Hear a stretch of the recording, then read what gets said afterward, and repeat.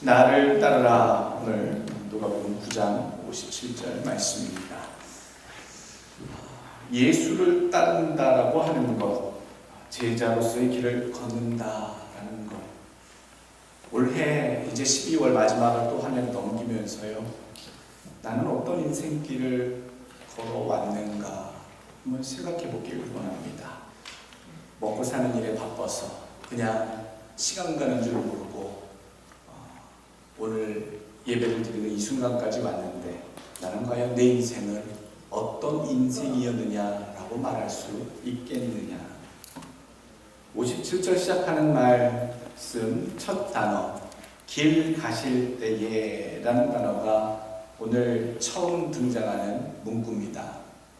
길 가실 때, 예루살렘으로 올라가시는 길이고요, 십자가 골고다의 그 고난을 향해 걸어가시는 길이고, 고난의 잔이 예비된 길이었습니다. 그 길을 가시려고 작정하신 예수님께서 오늘 그 제자들, 따르는 자들에게 요구하시는 질문이 세 가지가 등장하지요. 내 인생을 어떻게 살아왔느냐, 너는 어떤 인생길을 걸어왔느냐 물어보신다면, 여러분 양심에 꺼리낌 없이 정말 주님만을 위해 믿음의 삶을 살아왔습니다. 주님이 맡기신 그 일 믿음으로 살았습니다 라고 우리는 과연 말할 수 있겠느냐. 예루살렘으로 향한 인생길, 여정. 오늘 그 여정의 길을, 오늘 단어 따르다라는 단어가 3번 반복되며 우리에게 따르는 자의 삶을 교훈해주고 있습니다.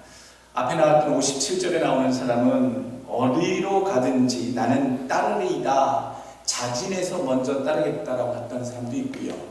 오늘 59절에는 예수님이 나를 따라오라 라고 명령하시는 따름도 있었습니다.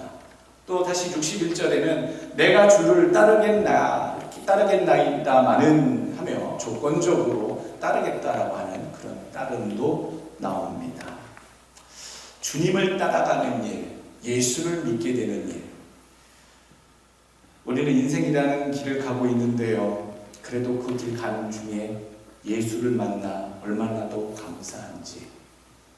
지금도 이 세상에 언제 죽을 줄 모르고 자기의 건강, 자기의 물질, 재력, 세상의 즐거움에 취해 빠져 살고 있는, 전혀 미래가 없는, 아무것도 없는, 한순간 사라질 존재들이 얼마나 많은지요.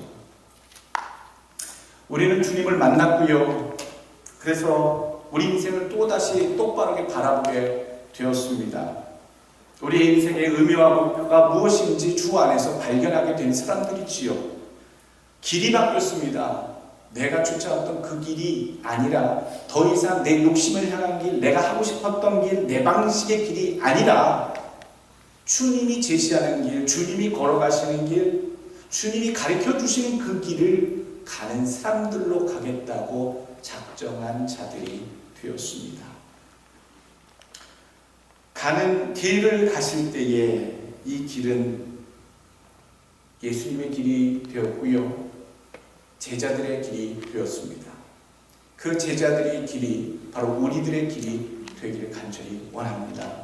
예루살렘으로 올라가시길 원하고, 고난의 길인 것을 알고 가시길 원하고, 십자가의 길인 것을 알기를 원하고, 좁은 길인 것을 알기를 원합니다. 어떻게 가게 되는지, 예수 믿게 되다 보면 믿어지겠지요. 인생 살아지겠지요. 우리는 이런 생각으로 어쩌면 예수를 믿고 있는지 모르겠습니다만, 오늘 우리가 예수의 뒤를 쫓아 제자로서 온전한 참 신앙인으로서 따라 산다는 길이 무엇을 향하고 무슨 길인지는 오늘 다시 한번 이 말씀을 통해 확실히 각오하고 점검하고 가시는, 올해 연말이 되면서 신년을 맞이하시기 전에 내 인생의 길이 분명한 올바른 길, 바르게 된 길이 되기 위해서 점검하시는 여러분들 되시길 간절히 원합니다. 57절부터 62절까지는 사실 3가지 예수님의 질문이, 조건절 질문이 나옵니다. 그런데 오늘 46절서부터 본문 누가복음 9장 보게 되면 예수님께서 45절, 46절 제자들에 대해서 매우 주의할 사항들을 누누이 가르치십니다. 제자들로서 그렇게 하면 안 된다.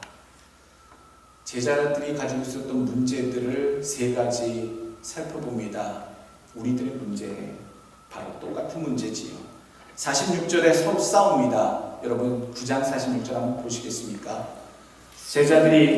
제자 중에서 누가 크냐 하는 변론이 일어나니 그 마음에 변론하는 것을 아시고 어린아이를 하나 데려다가 자기 곁에 세우시고 이르시되 누구든지 내 이름으로 이 어린아이를 영접하면 곧 나를 영접하며 누구든지 나를 영접하면 곧 나를 보내시는 이를 영접하니라. 너희 모든 사람 중에 가장 작은 그가 큰 자니라. 예수를 믿는 사람들의 모임 중에 항상 일어나는 분란, 누가 크냐? 누가 우선권이 있느냐? 누가 프라이어티를 갖고 있느냐? 우월감, 그리고 반대로 열등감, 그리고 자기의 욕심부림에 대한 욕망의 표출. 항상 그 공동체에는 그런 문제들이 있게 됩니다. 교회 내도 마찬가지죠. 믿은 지 오래됐으면, 교회 나온 지 오래됐으면, 또 직분을 받아 맡은 책임이 많으면 많을수록 여러 가지 영향력이 크다고 느껴지는 사람일수록 자기도 모르는 사이에 그런 사람과 그렇지 못한 사람들끼리의 이런 누가 크냐에 대한 논쟁들, 예수님이 특별히 가려 뽑은 부르신 12명의 제자들 가운데서도 예루살렘을 향하여 가고 있는 그 길 위에, 그 도상의 길에서도 복음을 증거하는 복음의 사역의 그 현장에서도 누가 크냐라고 말싸움을 하고 있는 제자들. 오늘 그 제자들에게 영접하는 삶을, 대접받으려고 하는 것이 아니라 대접을 섬기려고 하는 영접하는 자의 삶을 너희가 살아야 할 것이다 라고 가르쳐주고 계십니다. 교회 내에 우월감도 있으면 안 되고요, 반대로 열등감도 있어서는 안 됩니다. 누가 더 잘났니 못났니 이런 것들이 없도록 예수 믿는 사람들은 주의해야 될 사항입니다. 두 번째 문제가 일어났습니다. 49절에 요한이 여짜오되 주여 어떤 사람이 주의 이름으로 귀신을 내쫓는 것을 우리가 보고 우리와 함께 따르지 아니함으로 금하였나이다. 예수님과 함께하지 않는데, 우리와 같은 무리가 아닌데 예수님이 싫어하는 사탄 마귀를 내쫓는, 그 귀신을 내쫓는 것을 못하게 했습니다. 왜? 우리 멤버가 아니잖아요. 우리와 지금 함께하고 있지 않잖아요. 무엇을 얘기하는 겁니까? 교회의 이기주의, 배타주의. 여러분, 우리끼리만, 우리 믿는 사람들끼리만, 우리 그룹 안에서만 다른 사람들을 갈라내려고 하는 그런 배타주의를 매우 조심해야 합니다. 왜 그렇게 우리 한국 분들은 편가르기를 잘하는지. 아주 몹쓸 정치인들이 선거철만 되면 이쪽 저쪽 사상 가지고 우판이 좌판이, 친일판이 또는 종북이니, 기성세대니 아니면 젊은 세대니, 아니면 고향이 서쪽이든 남쪽이든, 아니면 학벌이 어떻든 이런저런 모양으로 편가르기를 하는 모습 보면서 참 우리가 벗어나야 할 적폐구나. 교회 내에도 편가르기를 하는 분들 계십니다. 내 편, 이 편. 예수 안에서는 하나입니다. 예수 안에서는 생각이 다를 수 있습니다만 예수 안에서는 하나입니다. 사도 바울과 바나바가 서로 생각이 달랐죠. 선교지에서 배신했던 자를 다시 데리고 갈 것이냐 말 것이냐라고 가지고 논쟁을 했습니다만 둘 다 옳은 판단을 갖고 있었습니다. 마찬가지로요, 주 안에서 우리가 참 다양한 사람들이 모여 예수를 믿습니다.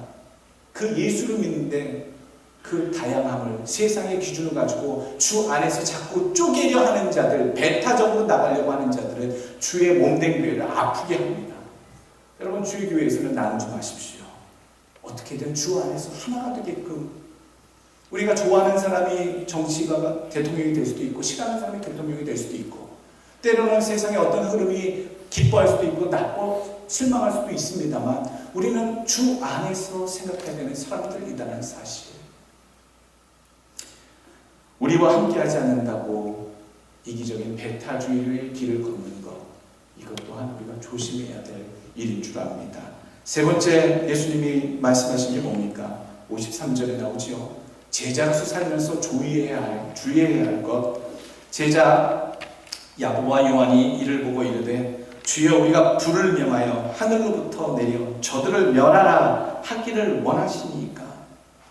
예수님의 일행이 예루살렘으로 가시고자 할 때에 갈릴리 지방에서 예루살렘으로 가려 하면 그 중간에 사마리아, 유대인들로부터 차별을 받고 있었던 같은 민족이지만 혼혈이 되어버린 그 사마리아 지방을 통과해야 되겠습니다. 예수님의 일행이 그쪽 사마리아를 지나가도 되겠느냐 제자들이 가서 먼저 물어보았는데 거절당하고 오지요. 그랬더니 하는 말이 오늘 이 말씀입니다. 야고보와 요한이 예수님께 저들에게 불을 내려서 하나님 심판하라 하시길 원하시지요? 라는 말. 제자로서 피해야 될 게 뭘까요? 적개심입니다. 적개심.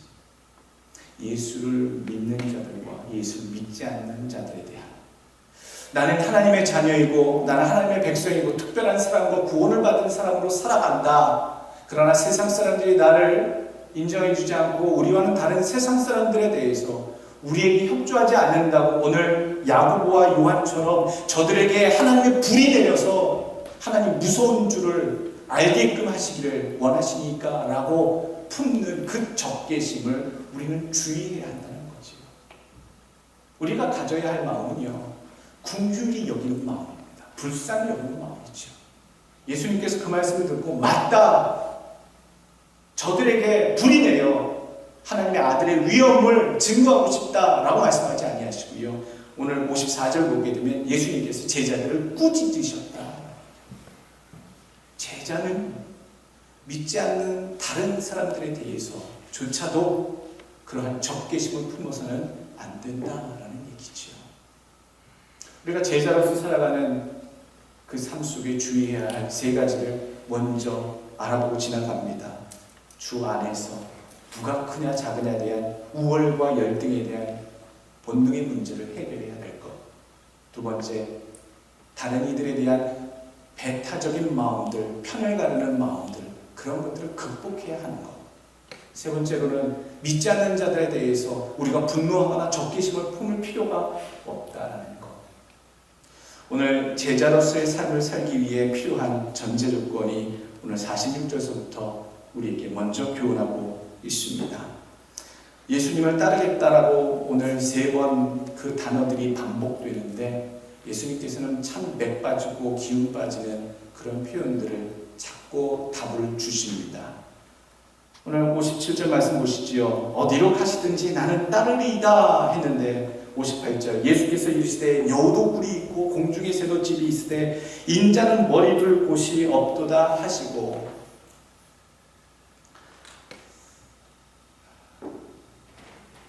여러분, 대화의 기술에는요 2가지 방법이 있지요. 긍정화법이 있고요, 부정화법이 있습니다. 긍정화법을 쓸 때는 주로 어느 때 쓰느냐? 공동체 상대방이 매우 낙담해 있거나 부족하거나 모자라거나 어떤 에너지가 부족할 때 그 사람으로 하여금 희망을 품고 소망을 품고 집중하고 정진할 수 있도록 안 되는 상황에 놓여진 상황 중에서도 가능성을 제시하며 밝은 면을 강조하는 대화법이 긍정화법이지요. 할 수 있다. 이런 데도 할 수 있다. 우리는 할 수 있습니다. Yes, yes, we can do it. Let's do it. 그렇게 얘기하는 어투가 긍정화법이지요. 근데 부정화법은 언제 쓰입니까? 너무나도 열심히 잘하고 있고 풍성하고 잘 되고 있는데 너무 들뜨지 않도록 브레이크 풀린 폭주기관차처럼 달려가고 있는 어떤 그 일의 상황 속에서 부정화법이 주로 쓰이게 됩니다. 그렇게 너무 하면 안 된다. 위험할 수 있다. 주의해야 한다. 라고 하면 어떤 부정적인 주의점을 이야기할 때 부정화법을 쓰기도 합니다. 예수님께서는 왜 주님을 따르겠다라고 하는 사람에게 부정화법의 어투를 사용하셨을까? 그래, 장하구나, 잘 선택하였도다. 옳은 길, 참된 길, 나를 따르는 길, 용감한 선택, 탁월한 선택, 귀한 선택을 하였도다. 격려하고 품으시며 그런 말씀을 나눠주셨을 것 같은데 오늘 주님은 참 맥 빠지는 소리, 부정화법을 전달하고 계십니다.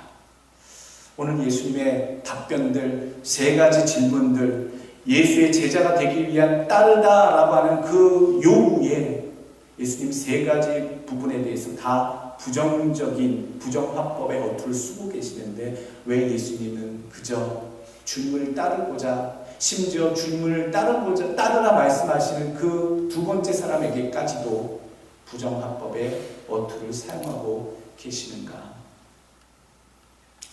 주님의 마음속에는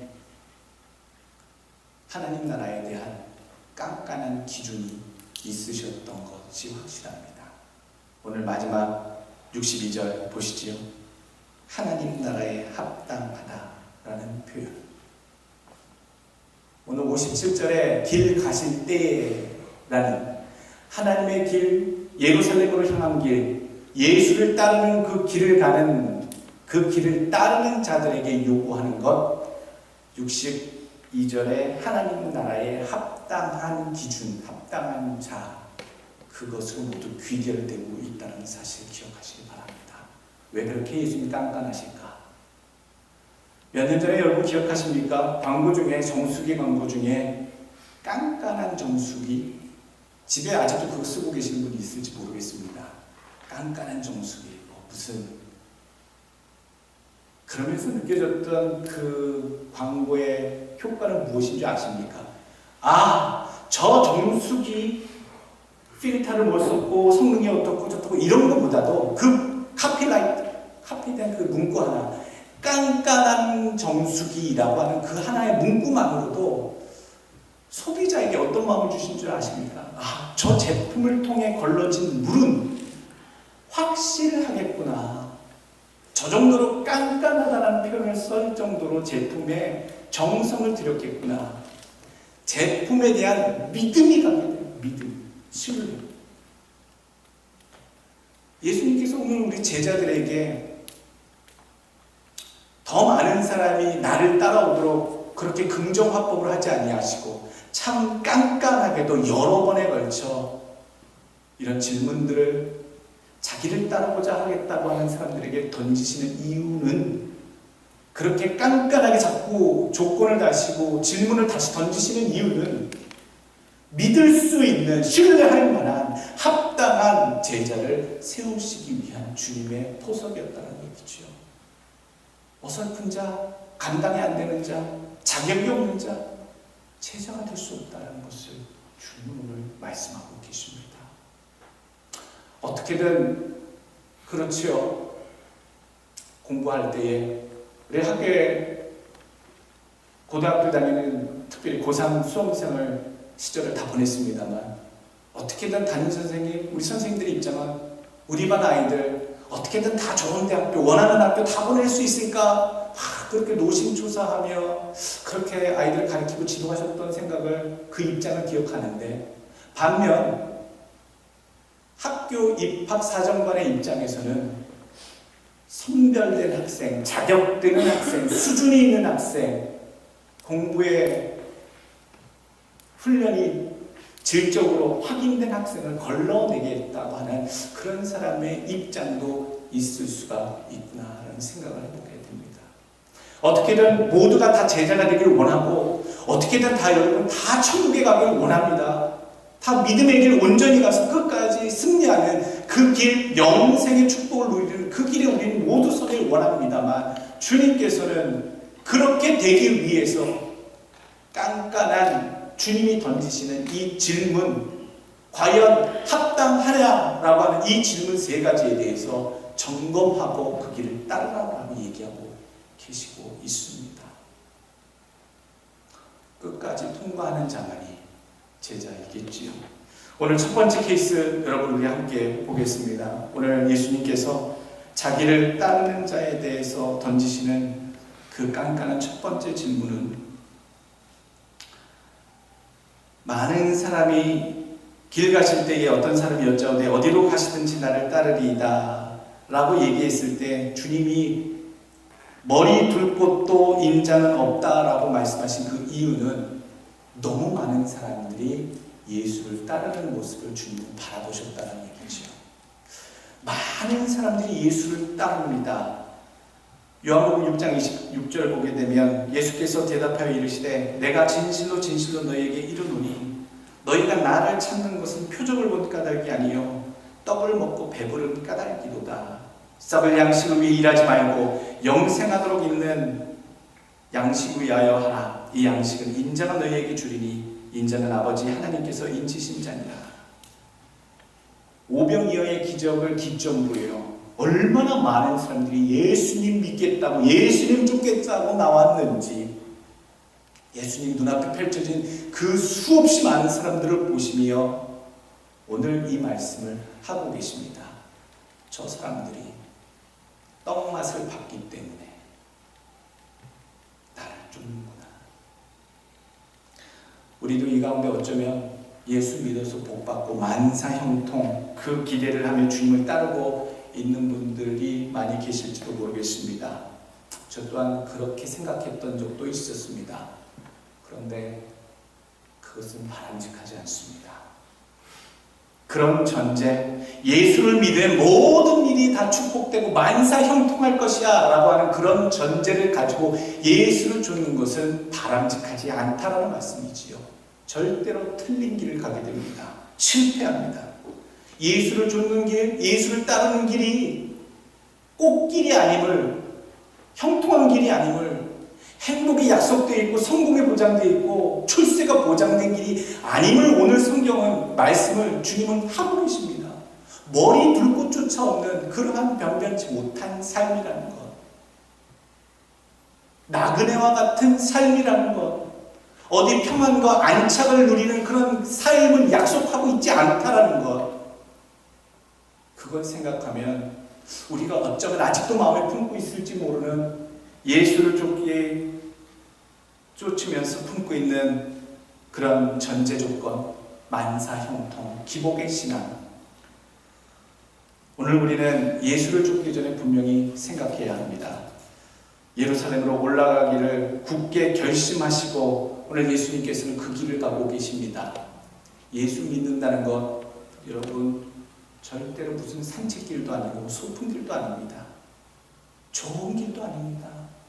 분명히 예루살렘으로 올라가는 그 길은 고난의 길이었고요, 골고다 길이었고 십자가 길이었음을, 그리고 남들이 다 꺼려하는 좁은 길이었음을 우리는 분명히 알고 가야 됩니다. 어떤 다큐멘터리 잠깐 봤더니 사랑하는 아들이 소방관 아빠를 그렇게 맨날 따릅니다. 그러면서 아침마다 아빠가 출근하면 아빠 나도 쫓아갈 거야 라고 막 떨어지지 않으려고 합니다. 그런데 아빠가 그 아이에게 얘기하죠.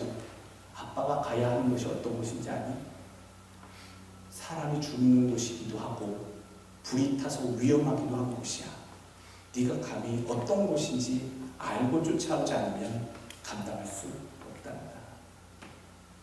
우리는 어쩌면 예수 믿는다는 것 그 자체, 주님을 따르는 그것 자체가 너무 좋고 너무 좋은 은혜와 평강과 기쁨을 누렸기 때문에 어쩌면 아무것도 모르는 아이처럼 무작정 주님을 따라 나서겠다라고 하는 심령으로 믿음의 길 위에 서 있을 수도 있습니다. 그러나 주님을 따르는 길이 어떤 길인지를 분명히 알고 가는 것, 역경의 길인 것을 분명히 알아야 하고, 그럼에도 불구하고 각오하며 따르겠다라고 하는 마음의 준비, 여러분 되셨습니까? 오늘 두 번째 케이스의 질문입니다. 예수님께서 이번에는 어떤 사람을 향해 나를 따르라 라고 명령을 하고 계시지요. 59절, 또 다른 사람에게 나를 따르라 하시니 그가 이르되 나로 먼저 가서 내 아버지를 장사하게 허락하옵소서. 이르시되 죽은 자들로 자기 죽은 자들을 장사하게 하고 너는 가서 하나님 나라를 전파하라 하시고, 주님이 요구하실 때에 이 사람은 거절하지 않았습니다.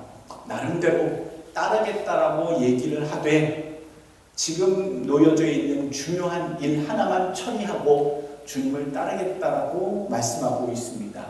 그 중요한 일이 무엇이었습니까? 자기 부모를 장사하는 것. 살아있을 때 잘 해드리지 못했더라도 우리가 가신 분을 잘 장사해드리는 것, 우리 부모님들을 잘 장례를 치러드리는 것만큼은 참으로 무엇보다도 중요하고 아주 사람의 도리로서 또 남아있는 자의 도리로서 귀히 여겨야 되는 그런 인간의 예식 중에 하나입니다. 절차 중에 하나지요. 부친의 장례라는 인간사의 가장 큰 일이 놓여져 있어서 그것을 먼저 해결하고 오겠다라고 하는 그 제자의 요청에 예수님께서는 안 된다라고 말씀하시지요. 죽은 자들에게 죽은 자를 장사하게 하고 너는 나를 따르라. 참 묘한 표현을 쓰시지요. 원래는 탈무드나 다른 유대 경전에 보게 되면 부친의 장례를 당한 사람은 1년 동안 율법의 모든 절차나 요구를 무시해도 되는 그런 유예 조항이 들어가 있습니다. 그래서 율법이 정해놓은 어떤 상황들을 장례 때문에 지키지 못할 때에도 그것이 허용되는 그런 규칙을 갖고 있었죠. 심지어 제사장들조차도 성직자의 그 징후가 있음에도 불구하고 장례라고 하는 형제나 부모에 대한 장례를 처리해야 할 때는 그들이 제사장일지라도 직접 저들의 형제나 부모의 장례식을 손수 치러야 하는 율법의 기준이 따로 예외로 있었습니다. 그것이 다 공용되는 사실이었고 알고 있는 사실이었음에도 불구하고 오늘 예수님께서는 그것마저도 안 된다라고 말씀하고 계십니다. 우리가 알고 있는 가치관을 뛰어넘는 요구시고요. 그 당시 통용되던 상식을 넘는 요구이셨습니다. 반대로 우리가 생각해 봐야 됩니다. 예수님은 주님을 따르는 일에 있어 가정을 또는 사람의 도리를 가볍게 여기고 계시는 것은 아닌가. 우리가 혼이 이렇게 생각할 수 있습니다만 결코 오늘 이 상황에서 예수님은 사람의 도리를 저버리라고 얘기하고 계신 것이 아닙니다. 사람으로서의 인륜으로서의 지켜야 할 도리가 분명히 있습니다만 예수를 따르는 그 순간만큼은 사람의 도리라 할지라도 어떤 중요한 일이라 할지라도 그것이 예수를 따르는 일보다 우선될 수 없음을 분명히 가르쳐 주시는 답변이셨습니다. 당연히 해야 하는 거고 사람의 도리라면 감당해야 될 일이지만 주님이 부르시는 그 순간의 그 요청 앞에서는 어떠한 것도 예수 외에는 1순위가 될 수 없다는 것을 교훈하고 계시다. 여러분들 마음속에는 여러분들의 인생길에는 얼마나 예수가 1순위로 주장되고 계십니까? 때로는 아이들이 1순위고 때로는 사는 게 1순위고 때로는 내 하는 일이 1순위여서 예수 믿는 일은 저 뒤에 두 번째, 세 번째 늘 익스큐즈 해야 하는 여러분 그런 삶 혹시 아닙니까? 아직 온전한 제자가 아니지요. 예수를 따르는 그 제자의 삶은요. 어떠한 상황에도 급박하고 당연히 해야 되는 상황에서조차도 예수를 따르는 그 일이 1순위여야 한다는 사실을 오늘 교훈해 주고 있습니다. 오늘 죽은 자들은 죽은 자들에게 장사하게 하라. 여러분 이거 잘 이해하셔야 됩니다. 죽은 자들은요 이미 영적으로 죽은 자들입니다. 즉 하나님께 속하지 않은 그냥 세상에 속한 사람들이지요. 하나님을 알지 못하는 사람들, 그 사람들, 영적으로 이미 죽은 사람들, 그런 사람들에게 죽은 자, 두 번째 나온 죽은 자는 육신으로 죽어있는, 정말로 죽어있는 피지컬한 죽음을 당한 그런 사람들을 감당하게 해라. 여기서 우리가 주신 게 뭡니까? 하나님의 사람들은요, 예수를 쫓는 그 영의 일, 하나님의 일이 세상의 일보다 1순위여야 된다는 거죠. 세상의 일들은요, 세상 사람들이 맡겨서 진행할 수 있도록 하는 것이 우리의 목표라는 겁니다. 썩어질 것, 없어질 것, 중요하지 않은 것, 어쩌면 세상은 중요하자 얘기할지라도 그러면 모든 세상의 일들 가운데서 예수님의 사람들, 하나님의 제자들은 예수를 믿는 영의 것을, 하나님의 일을, 예수님의 일을 가장 우선시하는 삶으로 날마다 살아가야 한다는 사실을 우리 교훈하고 있습니다. 여러분 삶에 날마다 묻기를 원합니다. 내게 있어서 가장 중요한 것들이 여러 가지, 가족, 내가 꿈꾸는 일, 또 내가 하고 싶은 일, 계획한 일 여러 가지가 있습니다만 그 중에 가장 우선이 늘 예수가 먼저 되게 사는 삶이 온전한 제자의 삶인 것을 기억하시길 바랍니다. 마지막 질문을 또 깐깐하게 하시죠. 61절, 또 다른 사람이 이르되 주여 내가 주를 따르겠나이다 마는 나로 먼저 내 가족을 작별하게 허락하소서. 이제 이미 마음은 굳어졌습니다. 예수를 제대로 믿겠다고, 어설프게 믿는 게 아니고 제대로 믿고 주의 길을 같이 동행하며 동참하겠습니다, 각오를 한 사람이 얘기한 겁니다.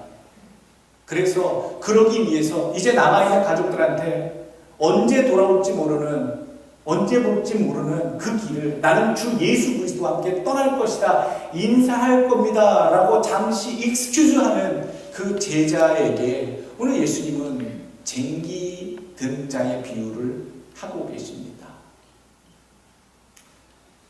손에 쟁기를 잡고 뒤를 돌아보는 자는 하나님 나라에 합당하지 아니하리라. 쟁기를 손에 잡고 뒤돌아보는 자로 주님은 보고 계시다. 사람이 충분히 그 정도는 예수님이 이해하시고 인사하고 오고 와라 해주실 수 있는데 왜 그러셨을까? 오늘 예수님은요 정확하게 그 사람 마음속에 있는 마음의 자세를 짚고 계신 겁니다. 당연히 먼 길을, 제자의 길을 예수님과 동행하려면 인사할 만한데 주님께서 그것이 문제가 아니라 마음으로부터 너의 마음을 뒤돌아보게 하는 것들을 내려놔라, 단절하라, 미련을 끊어라 라고 오늘 얘기하고 계십니다. 손에 쟁기를 잡다라는 뜻은요, 여러분 유대 민족은 농경과 목축이 반목 반농의 반반씩 섞여 있는 문화입니다. 그래서 목축업도 하지만 농사도 짓죠. 근데 표현에 쟁기를 손에 잡다라고 할 때는 한 번 잡으면요 끝까지 고랑을 똑바로 목표를 보고 가야 됩니다. 쟁기를 딱 잡고 사람이 끌고 똑바로 목표를 보지 않고 중간에 한 번 돌아보고 다시 보면요 고랑이 똑바르게 가지 않게 된다는 것이죠. 그래서 쟁기를 손에 잡다라는 그 유대적인 표현은요 어떤 일을 한 번 시작하게 되면 그것을 향하여 똑바르게 올곧게 정진한다, 매진한다라고 하는 문구가 되어버린 겁니다. 그래서 오늘 손에 쟁기를 잡은 자는 뒤돌아보지 않는다라는 말씀을 하고 계시지요. 예수를 믿으면서도요 자꾸 뒤돌아보는 사람들이 많습니다. 세상에 즐겼던 거, 포기했던 거, 즐기고 욕망을 누렸던 삶에 대해서 오늘 우리는 자꾸 그것이 가족이 되었던, 내 즐겼던 예전의 삶이 되었던, 사람으로서 해야 되는 도리가 되었던 주님을 따르면서도 자꾸만 뒤를 돌아보는 우리를 발견하게 되지요. 주님을 따르면서도 세상에 도리하느라, 사람들 인사하느라 주님을 제대로 따르지 못하는 경우가 많이 있습니다. 주님이 그런 자들을 통해 말씀하시는 것, 지체하지 말라, 곁길로 서지 말라, 올곧게 나만 보고 따라오라라고 교훈하고 계십니다. 예수 믿으면서 뒤돌아봐서 망한 사람들 많이 있지요. 창세기 19장에 롯의 아내 기억하십니까? 소돔과 고모라 심판의 그때에 천사들의 입술을 통해 절대로 뒤를 돌아보지 말고 나아가라, 도망가라 라고 말씀했는데도 불구하고 롯의 처는 뒤돌아보암으로 말미암아 소금기둥이 되어버렸습니다. 믿음의 길, 가나안의 길을 떠나면서 절대로 앞만 보고 달려가라 말씀하셨음에도 불구하고 불과 구름 기둥에 인도함 받아 나아가라 말씀하셨음에도 불구하고 자꾸 애굽을 그리워하며 원망하며 불평했던, 뒤를 돌아봤던 자들 다 광야에서 엎드려졌습니다. 오늘 무엇을 내가 바라보며 나아가야 할까? 어떤 미련을 내가 끊어버려야 할까? 내가 아직 예수를 믿으면서도 아직 놓지 않고 있는, 포기하지 않고 있는 주님이 기뻐하시지 않는 그것은 과연 무엇일까? 손에 쟁기를 잡은 자는 돌아보지 않는다. 오직 한 길로 간다. 라고 말씀하고 계십니다. 오늘 우리에게 요구하시는 것이 바로 무엇입니까? 주님을 쫓으면서도 자꾸 세상에 미련을 두는 자는 주님 앞에 합당하지 않다. 주님의 제자로 살기 어렵다. 자꾸 제자 얘기하는데요. 많은 사람들이 예수 쫓아왔지만 그 많은 사람들이 예수를 십자가에 매달았습니다. 예수를 끝까지 쫓았던 자들은 예수를 위해 십자가의 고통을 바라봤던 자들이고 성령 충만하여서 은혜를 받아서 주님의 그 뜻이 무엇인지 깨달았던 12명의 제자들을 통해서 기독교가 온전하게 보존되고 확장되었다는 사실을 기억하시길 바라겠습니다. 오늘 나는 무리로 살다가 이 세상을 마감할 것이냐, 아니면 온전한 주님이 원하시는 제자로 살다가 갈 것이냐. 예수 믿는 것은 역경의 길이다 라고 말씀드렸고요. 예수 믿는 어떤 다른 인간의 도리보다 예수 믿는 일이 우선하는 최우선의 일이 되어야 된다고 말씀드렸습니다. 예수를 쫓으면서 세상에 미련 둘 수 없음도 오늘 말씀드렸습니다. 예수를 믿은 것 때문에 내 수입이 적어지고 미래에 불확실한 일들이 더 많아질지라도, 어쩌면 내가 누리고 있는 행복과 조건이 형편없어질지라도 예수를 믿을 수 있는 각오가 있으신 분들 꼭 되기를 원합니다. 어쩌면 내게 익숙하지 않은 일을 요구하실 수 있더라도, 상식적이지 않은 일에 우리가 봉착했을 때라도 주님이 우선이 될 수 있는 여러분 되시길 간절히 원합니다. 나는 예수를 믿는 일에 얼마나 진지하게 오늘 살고 있는가? 여러분, 하나님 나라에 합당하십니까? 깐깐한 주님의 질문에 다 통과하실 만한 믿음으로 섰습니까? 끝까지 서서 통과하여서 하나님 나라의 제자로 다시 천국에서 모두 해고할 수 있는 여러분들 되시길 예수 그리스도 이름으로 축원합니다.